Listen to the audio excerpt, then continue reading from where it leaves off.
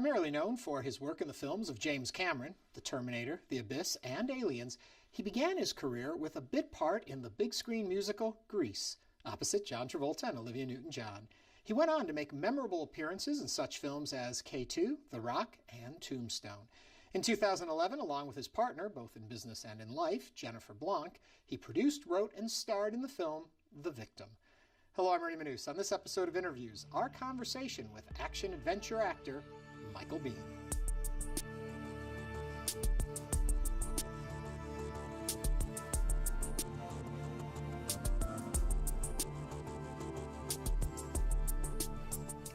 Throughout your career, how has your concept of acting changed?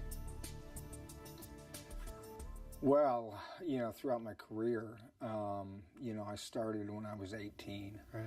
And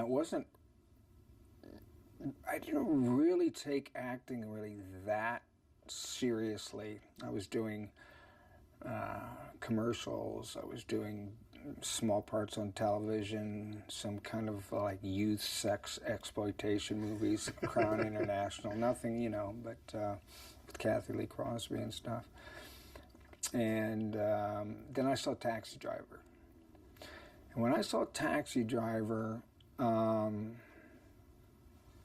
kind of changed the way that I thought about acting. Mm-hmm. And I said, I want to be like that guy, man, And then I started taking it real seriously. I started working with Jim Cameron, with Billy Friedkin, and when you're working with those guys and then you turn around and you do a TV show, which sometimes can have silly dialogue and so on and so forth that you might want to change to make it seem more credible, and they don't want to change it and stuff, it used to upset me, and then I became kind of difficult to work with because I wanted it to be done right. What they used to do is they used to send me out with cops, for instance, Go out and spend a day with the cops, and you'll get the feeling of being a cop and that kind of thing, which was great.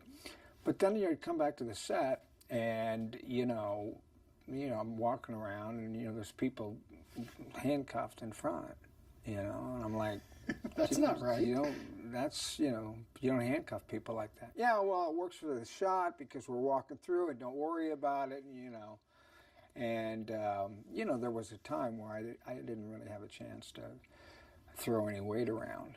And then there was a time where I said, no, take the handcuffs off and put the handcuffs behind him and change the shot. But what happens then is people start thinking you're difficult. And you'll find that a lot of and I'm not putting myself in that category, but you'll find that a lot of really good actors are kind of difficult to work with. But I'd rather work with a difficult actor that has the same idea of what they want to do that I do, than work with somebody who doesn't really care that much. It's just like, okay, well, let's do it. Let's just set it up or whatever. I mean, Val Kilmer's a perfect example of somebody that, like, people say, oh, he's really tough to work with. He's really tough to work with. And I love working with Val because Val cares. Mm-hmm. And he cares too much, too. He cares to the point where he gets on people's nerves. And but we got along great. When we shot the scene in Tombstone, which is the final shootout scene, Val and I went out the day before shooting that scene while they were shooting other stuff.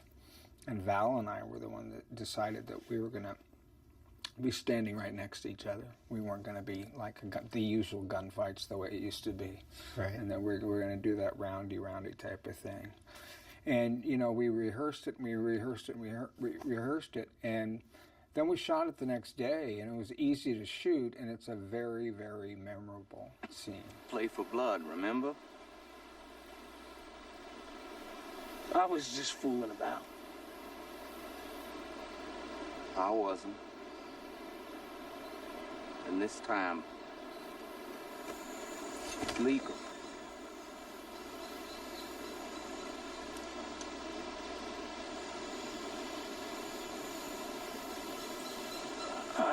younger, let's do it.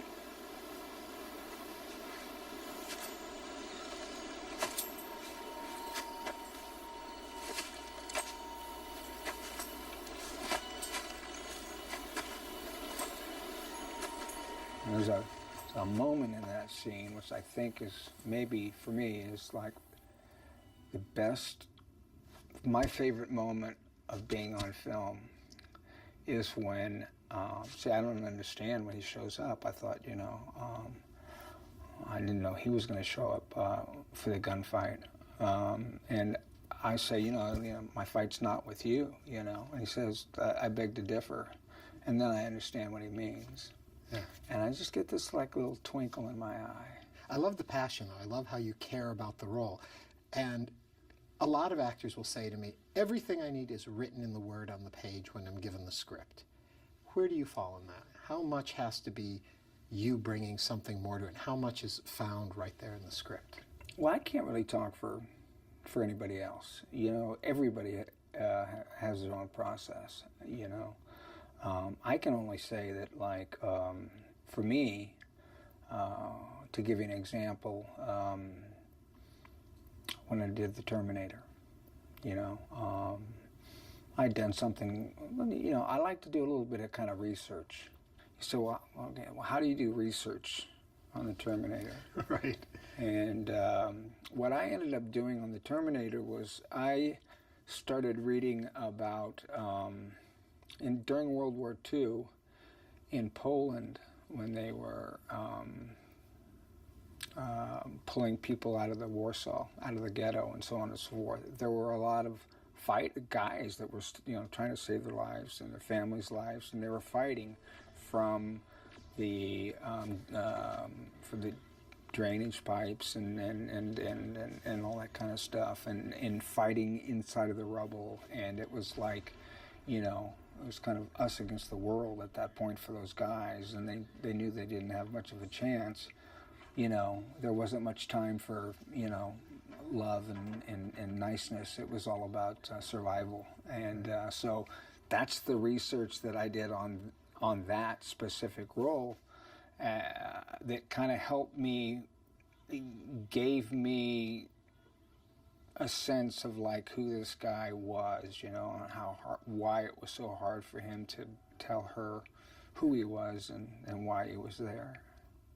I've heard a story, if you go to Aliens, about the cast having to go through a boot camp, and you coming in late in the production of the film. Once they've started, I guess a day into shooting is when you finally arrive.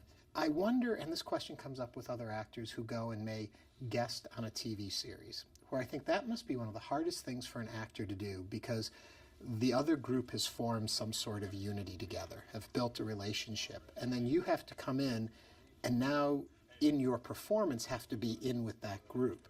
And I wonder, was that a problem on Aliens? No. I think that, first of all, I'd worked with Jim Cameron before, and I'd done The Terminator with Jim and Gail Hurd, who I do a lot of interviews, and I talk about Aliens a lot, and Terminator a lot, and I don't give Gail Hurd as much credit as I should. She was there for The Terminator, she was there for Aliens, and she was there for The Abyss, and she is a hell of a producer. And I think the first day or two of shooting, we started shooting the scene where we first see Newt, and we're scrambling around trying to find Newt. And I reach in there and she bites me or something like that. But I look down there and I look down underneath and I see her and I smile. And Jim said that he and Gail knew from that point on that they had made the right choice with replacing the other actor because of that smile. And if you watch Aliens, my tough character, this guy, you know, Hicks, who's this guy who's like toughest guy on the block or whatever, he's just kind of smiling throughout the whole thing. And basically he's giving himself over to her. People think of him as this tough guy and he's pulse rifles and killing aliens and everything. Yeah. But it's that relationship that I have with her, which, by the way, was written in the script by Jim Cameron. And to this day, when you talk to Sigourney and you ask her about Hicks, and she turns into mush. And it's not Michael Biehn, I can guarantee you. It's Hicks, you know. Michael Biehn. It's Hicks, and I'm very proud because I don't think Sigourney has had a chance for many people to see that side of her in the roles that she's played. And she's so sweet. And when she talks about Hicks, she just turns into this little girl. Well, it's funny how you get cemented in time with someone because of a role you play in a film, and everyone thinks, okay, they hang out together all the time. They think you and Arnold Schwarzenegger are always hanging out together. People always ask me, what's Arnold like to work with? And I tell people that if you watch the movie, the only time that Arnold and I are in the same frame in the movie is when he is on top of the car and he jams his hand through the window and he grabs Linda's shirt and I'm pulling back and I'm yelling whatever I'm yelling or whatever. And that's the only time that we're ever in the same frame. The rest of the movie, Linda and I are running away from him. We worked the same night on Tech Noir, but we were not in the same shot, okay? But we worked that night together. And the following night, I think, was running down the side. It might have been the same night. Never worked with Arnold. I didn't work with Arnold. I didn't, and by the way, he didn't talk in the movie, He had, I had all the exposition, right. Which is most actors don't like exposition, because exposition is like, well, I have to tell a story here. I'm not going to be acting. I'm going to be telling the audience what the story's about. So I had to tell Linda who she was, who the Terminator was, who I was, what the story was all about. And, when I, later on in life, when I got on a television series and I'd get some exposition, I would saddle up to a younger actor and say, hey, you want this line? And they go, what? Yeah, you give me that, you're going to give me that line? Go ahead, take it, And they wouldn't understand that, that it was just really just exposition. The smart thing about, the smart thing, Jim Cameron is just, I just don't have the words, but a lot of that exposition took place in a car chase. Yeah. Okay? So while you're getting that information, you're watching this car chase gunfight go on. And that's a good way to show exposition. I learned that early on. When you talk about Jim Cameron, what is it, if you can, what is it that makes him as good as he is? How is it that so much of what he touches turns out so well? Jim has got a combination of being very, very, very smart, mm-hmm. and being very, very, very passionate. Me, I'm really passionate, but I'm not that smart, when it comes to Jim is an artist. Jim and Stan Winston created the Terminator, but it was Jim's drawings. Jim was an artist going way back, and so he's a combination of being an artist and being, he worked as a set designer. He worked, he worked for Roger Corman in a lot of different capacities, and he is just a brilliant guy, and he's like Quentin Tarantino, and he's like Robert Rodriguez. They just breathe movies. Yeah. They don't there's no other conversation in the room. There's nothing else they care about, And, people, I can remember doing the Terminator, and they came in to do the green screen on some of the stuff, and the green screen guys were having trouble with their equipment. Jim was like, get out of the way here. Put that here, over there. All right, roll it. Let's go. And he basically, I remember him, they were bringing the experts to him with their equipment, and they couldn't figure it out. And Jim said, like, let me see if I can, okay, whatever, this should be there, right? Now we're ready to go? Okay, let's shoot it, And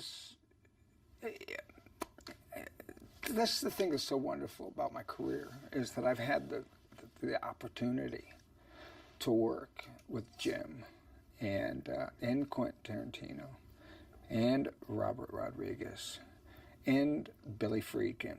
Billy Friedkin's another guy that is just like absolutely as passionate as you could possibly be.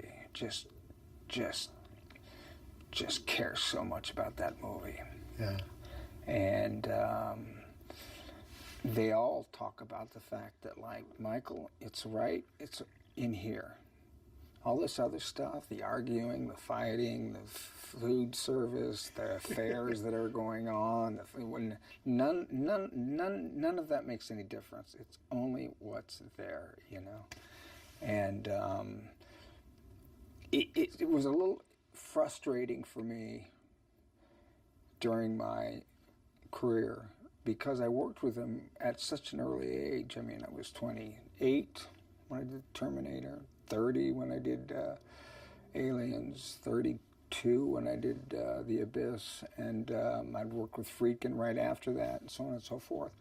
And then you get, then you take other jobs, and those people don't care as much, and those people aren't as talented, and it's frustrating at times when you say, like, no, I mean, once you have the suspect down on the ground, you don't pick him back up to put the handcuffs on, Well, no, but it works for the shot because we're coming. But no. So what is it you take into the projects you're doing now of the lessons you've learned from working with all these great directors? For a long time, people have kind of said to me, like, you should be directing, you should be directing. And I never felt like I wanted to, because I never felt that, like, I knew everything, but I never really felt like that camera. When you should be close, when the camera should be moving, when you should be on a crane, when you should be, tight, when you should be over the shoulder, when you should not be over the shoulder. Hi, over the shoulder here. But, I never really understood that camera part of it. People used to say, well, you just get a DP for that and whatever. And I'm like, yeah, okay, but, that's not really, yeah, you can get a good DP. Of course you can. And you can make a good movie. And when I had a chance to direct a movie, Terminator was shot 11 weeks, low-budget movie, $6.5 million. I wrote and did all the pre-production on the film that I made in 2 weeks, and then rolled into a 12-day shoot and shot day for night, and made a movie that I'm very proud of. But of course, it's 3 or 4 characters. It's a cabin in the woods. It's 1 or 2 vehicles, and that's about it. And it was an exploitation movie, so I have a lot of sex in it, and I got some violence in it, and I've got some tiny bit of torture in there, and I have had enough money to do a little bit of action, and threw a serial killer in there too. Yeah. But I wrote that. I'm very, very proud of it. So it was a movie that was, like, really came out great. It was very successful. So Jennifer, my wife, who starred in it with me, and really kind of made that movie happen. She's been wanting me to direct for a long time. She made that movie happen. We got a very, very small amount of money. I mean, we made that movie for $120,000, okay? And I took 60 of it, and I paid the other actors 20 of it, okay? So that's 80. So we made that movie for $40,000, really. And I'm just, like, very proud of it. And when we saw what we got, when we were really happy with it, we thought, well, let's just do more. For me, I was like, people talk about, people screaming on the set and, people yelling and I was like, you take like Friedkin, Jim Cameron, Michael Biehn, another great filmmaker that I've worked with, Val Kilmer, myself, wrapped all on their worst day, wrapped them up together, and that was me directing this movie. I wouldn't want to be in your film. Well, but here's the thing: is I screamed the entire time I was making the movie, which I starred in also. Nobody quit. Nobody got fired. Yeah. So I was never attacking anybody. I was attacking the fact that the prop is not here. Where's the prop? If the prop's not here, we can't shoot the scene. Right. Right? Where is it? Where's the prop? You know, it's that kind of thing, you know. Okay, then we'll have to shoot something else. And I shot it with one camera, you know, where now it's like, you know, everybody's in there, they look at the little teeny cameras and so on and so forth. Because that movie turned out so well, Jennifer and I decided, well, let's do kind of a mini Roger Corman type of thing here, where we get some money. We had some investors, very, very small amounts of money, you know. And if you have an idea, you have a script, and you want to make a movie, then come make a movie with us, and we'll make it with you, and we'll help you make the movie. So we've given probably 6 or 8 or 10 first-time filmmakers and writers a chance to make their little movies, and we've got distribution on 6 or 7 of our movies now, and well, they're small, but it's kind of like giving back. It's kind of like, you know, like here's a chance. In these days, and this is what Robert Rodriguez, this is Jim Cameron said, one of the brilliant things about Robert Rodriguez, and I don't think Jim Cameron throws that brilliant word around very often. One of the brilliant things about Robert Rodriguez is he just doesn't understand that he can't do something. So he just does it. And that's really kind of what our motto is to these kids and stuff that are making these movies. And I would say to anybody who says, how do I get into movies? Or how do I get to become an actor? Go make a movie. I mean, these days you can buy a used camera for, you know, $700. I mean, what you need is a story. You need a script, you know. You're going to find somebody who wants to direct it. You're going to find actors that want to be in it. You're going to find, you know, people that want to surround themselves, you know. Sometimes it's tough to get soundmen to work for small amounts, and sometimes locations cost a little bit of money. But these days, cameras are so small, who can even say that you're shooting a movie, you know, unless you've got some big star or something there. And you can be walking through a casino, and you could. I did a movie that we have coming out this fall. It's called Hidden in the Woods, and it's a remake of a movie that a kid made. He's from Chile, and I thought it was really, really well done, but subtitled, of course, and there were some parts of it that were pretty tough to take. You know, I'm not the Saw type of film goer. It's not my deal, you know. But I thought there was a real talent there. So I was at a film festival and I was judging, you know, first-time filmmakers or whatever, and I thought his film was the best film. So I said I wanted to meet him, and he wanted to meet me, and he came up, and he was like a fanboy. He was a kid, you know, and he was like, he had a camera, and he had his wife there who had produced his movie, and I told them what a wonderful job I thought they had done with their movie. It was incredible, the acting, the shots. You could just tell that this guy had it. You could just, some people just have this, they just have a way of shooting that is just, you could just tell he had it, you know. And I got talking to him, and we ended up remaking his movie in English, because, you know, most people that I know, when they hear subtitles, they go, yeah, what else is on that, you know, like whatever, you know. So we remade it with American actors, and William Forsythe was in it, and So I'm in it, and Jennifer's in it. We have a pretty good cast for it. But you know, I'm talking to this guy, and he's got this camera, and he's, can I take some pictures, you know? And then in his broken chili and whatever, can I take some pictures, you know? And so I'm posing for pictures with him and so on and so forth, and Jennifer, and we're taking pictures. And I finally said to him, man, that movie looks so great. You know, what did you shoot the movie on? What kind of camera? And he said, This. It looked to me like the old Canon AE1 looks, you know?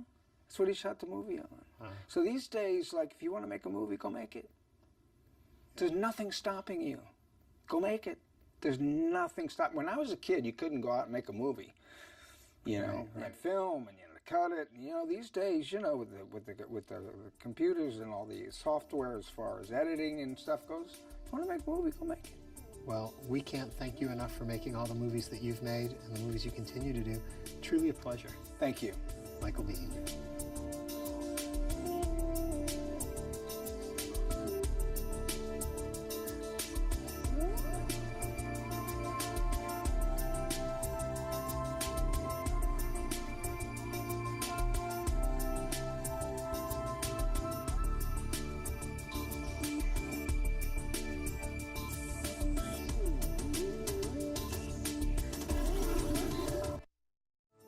If you'd like to learn more about our guests or watch other episodes of Interviews, visit our website at houstonpublicmedia.org/interviews.